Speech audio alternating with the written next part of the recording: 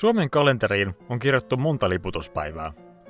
Ne julistavat tärkeitä asioita suomalaisessa kulttuurissa ja historiassa. Kaikki liputuspäivät eivät kuitenkaan ole tasa-arvoisia, vaan päivät jaetaan virallisiin ja vakiintuneisiin liputuspäiviin. Mitkä nämä päivät ovat ja miksi niitä juhlitaan? Viralliset liputuspäivät ovat päiviä, jotka on määritelty virallisesti liputusta koskevissa asetuksissa. Laki vaatii, että valtion virastot ja laitokset pitävät lippua salossa näinä päivinä. Päivät ovat yleensä tärkeitä kansallisia juhlapäiviä, ja moniin niistä liittyy suuria ja pieniä juhlatapahtumia. Nämä päivät ovat 28. helmikuuta, Kalevalan päivä, eli suomalaisen kulttuurin päivä. Tämä päivämäärä juontuu Elias Lönnrothin ensimmäisestä Kalevalan versiosta, jonka esipuheen Lönnroth allekirjoitti ja päiväsi 28. helmikuuta 1835. Päivään ei liity suuria kansallisia juhlaisuuksia, mutta Kalevalan kouluissa ja Karjalanpaisti tarjolla lounasravintoloissa ei ole tavatonta. 1. toukokuuta. Vappu, eli suomalaisen työn päivä. Vappu, jonka nimi juotuu merimiesten suojeluspyhimyksen Pyhän Valpurin muistopäivästä, on päätynyt työläisten juhlapäiväksi monien eri välivaiheiden jälkeen. Toukokuun 1. päivä juontuu vuonna 1886 Yhdysvalloissa järjestetyn yleislakon muistopäivästä. Suomalaista vappua juhlitaan usein erilaisilla marsseilla, valkoisella ylioppilaslakilla, opiskelijatapahtumilla sekä simaa ja munkkeja nauttien. Vappu on myös yleinen vapaapäivä. Toukokuun 2. sunnuntai, äitienpäivä. Yhdysvalloista lähtenyt äitienpäivä saipui Suomeen vuonna 1918, mutta vahvistettiin viralliseksi juhlapäiväksi vuonna 1947. Juhlaan kuuluvat, perheestä riippuen, äitienpäiväkortit, kakut ja juhlalounaat. Presidentti myös palkitsee ansioitunutta äitiä kunniamerkeillä tänä päivänä. 4. kesäkuuta, Puolustusvoimain lippujuhlan päivä. Gustav Mannerheimin päivä. Päivä on Suomen marsalkan syntymäpäivä. Tänä päivänä jossain päin Suomea järjestetään Puolustusvoimien paraati, ja monet ammattisotilaat ja reserviläisaktiivit saavat ylennyksiä ja kunniamerkkejä. Kesäkuun 20. ja 26. päivän välinen lauantai, juhannus, Suomen lipun päivä. Pakanaperinteisiin pohjautuva keskikesän juhla, joka toimii kirkollisesti myös Johannes Kastajan päivänä. Päivä on yleinen vapaapäivä, jolloin järjestetään tansseja, poltetaan kokkoja, nostetaan juhannussalkoja, tehdään taikoja ja Lapissa voidaan järjestää juhannusihdot. Lippu saa liehua salossa poikkeuksellisesti läpi yön. Marraskuun 2. sunnuntai, isänpäivä. Tuorein virallinen liputuspäivä, joka muuttui vakiintuneesta viralliseksi vuonna 2019. Kuten äitienpäiväkin, perinne on lähtöisin Yhdysvalloista ja sitä on juhlittu Suomessa noin 1960-luvulta lähtien. Kakkuja, kortteja ja ruokaa perheen kesken on myös tällöin tarjolla. Toistaiseksi isille ei ole omaa presidentin myöntämää kunniamerkkiä äitienpäivän tavoin, vaikka sitä on aika ajoin ehdotettukin. 6. joulukuuta, itsenäisyyspäivä. Päivä, jolla vuonna 1917 eduskunta äänesti itsenäisyysjulistuksen puolesta. Sitä juhlitaan kynttilöin, marssein, sotilaskulkuein ja presidentti järjestää illalla ansioituneille kansalaisille ja kutsuvieraille juhlat presidentinlinnassa.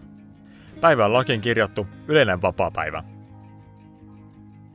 Näiden lisäksi liputetaan, kun Suomessa järjestetään kansalliset vaalit tai kun tasavallan presidentti astuu virkaansa.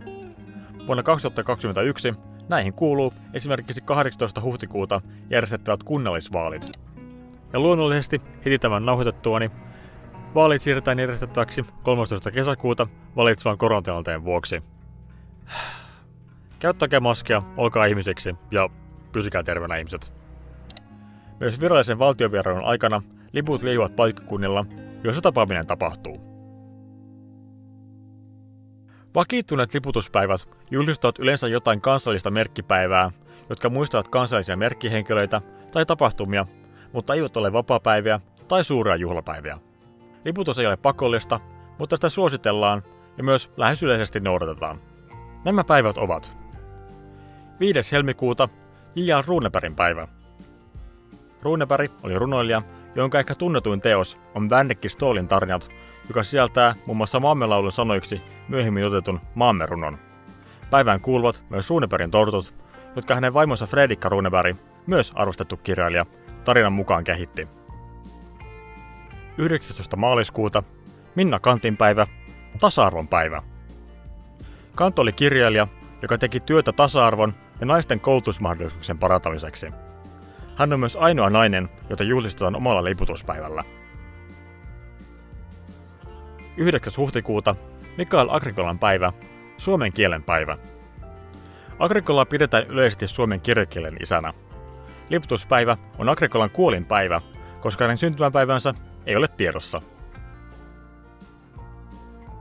27. huhtikuuta kansallinen veteraanipäivä. Päivällä on tarkoitus juhlistaa Suomen sotaveteraaneja Suomen eri sodista. Päivä on Lapin sodan päättymispäivä, mutta siitä huolimatta sitä ei yleisesti pidetä voitonjuhlan päivänä. 9. toukokuuta Eurooppa-päivä. Päivää vietetään Euroopan yhtenäisyyden kunniaksi päivänä, jona Robert Schuman piti puheen yhtenäisen Euroopan edistämiseksi. Päivää juhlitaan koko Euroopan unionissa.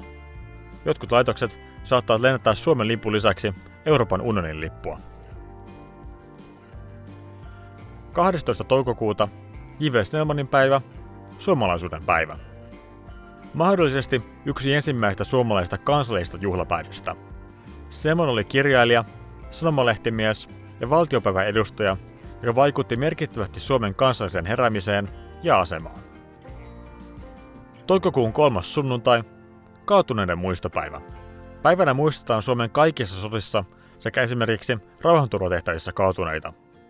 Alun perin lippua pidettiin osan päivään puolessa tangossa, nykyään se pysyy ylhäällä koko päivän. 6. heinäkuuta Eino Leinon päivä, runon ja suven päivä. Leinoa pidetään yhtenä merkittävimmistä suomalaisista kirjailijoista ja monet Leinon runot liittyvät Kalevalan maailmaan. Päivä on tärkeä juhlapäivä esimerkiksi monille kirjallisuusseuroille. 10. lokakuuta Aleksis Kiven päivä, suomalaisen kirjallisuuden päivä. Kivi oli ensimmäisiä suomeksi kirjoittaneita kaunokirjailijoita ja hänen pääteostaan, 7 veljestä, varmasti luetaan kouluissa tänä päivänä. 24. lokakuuta Yhdistyneiden kansakuntien päivä. Päivä on kansainvälinen juhlapäivä Yhdistyneiden kansakuntien perustamisen kunniaksi. Tätä päivää vietetään ympäri maapalloa. 6. marraskuuta ruotsalaisuuden päivä, Gustav Adolfin päivä. Päivällä juhlistetaan oikeutta käyttää ruotsin kieltä Suomessa, Suomen kaksikielisyyttä sekä pitkää yhteistä historiaa Ruotsin kanssa. Päivä on Ruotsin kuningas Gustav II Adolfin kuolinpäivä. 20. marraskuuta lapsen oikeuksien päivä. Päivällä juhlistetaan Yhdistyneiden kansakuntien lapsen oikeuksien sopimusta. Juhla on kansainvälinen, mutta juhlan päivämäärä vaihtelee maittain. 8. joulukuuta Jean Sibeliuksen päivä, suomalaisen musiikin päivä. Sibelius on ehkä kansainvälisesti tunnetuin suomalainen säveltäjä. Hänen tunnetuin teoksensa Finlandia on saavuttanut lähes kansallishymin aseman suomalaisessa hengenmaisemassa. Vuonna 2023 kalenteriin lisätään 2 uutta vakiintunutta liputuspäivää, nostaen vakiintuneen liputuspäivien määrän 15. Uudet liputuspäivät ovat elokuun viimeinen lauantai, Suomen luonnonpäivä. Päivällä juhlistetaan Suomen luontoa ja kannustetaan ihmisiä liikkumaan luonnossa. Päivä on vietetty vuodesta 2013 lähtien ja sisäministeriö on suosittanut päivällä yleistä liputusta jo vuodesta 2017. 1. lokakuuta Miina Sillanpään päivä ja kansalaisvaikuttamisen päivä. Miina Sillanpää, josta tulee toinen omalla liputuspäivällä juhlistettava nainen, oli yksi 19 Suomen ensimmäisestä naiskansanedustajasta ja toimi kansanedustajana kaikkiaan 38 vuotta. Hän oli myös Suomen ensimmäinen ministerinä toiminut nainen. Sillanpään syntymäpäivä 4. kesäkuuta on jo puolustusvoiman lippujuhlan päivä, joten liputuspäiväksi valittiin 1. lokakuuta, joka on vuoden 1906 vaalilain ja valtiojärjestyslain voimaantulopäivä. Päivä on juhlittu myös jo vuodesta 2016. Näiden päivien lisäksi jokainen myös saa lennättää lippuaan omalla pihallaan joka päivä mistä syystä tahansa. Lipun käytöstä on kuitenkin olemassa käytäntöjä, joista osa on kirjattu erilaisiin asetuksiin ja osa kuuluu vain hyvään etikettiin. Esimerkiksi liputusaika alkaa aamulla kello 8 ja päättyy auringon laskiessa, kuitenkin viimeistään kello 21. Näiden lisäksi Ahvenanmaan itsehallintoalueella ja saamelaisalueella on omat liputuspäivänsä omilla lipuillaan. Mutta tämä video on jo tarpeeksi pitkä, puhutaan näistä vaikka myöhemmin. Siis teille kaikille, hyvää liputuspäivää!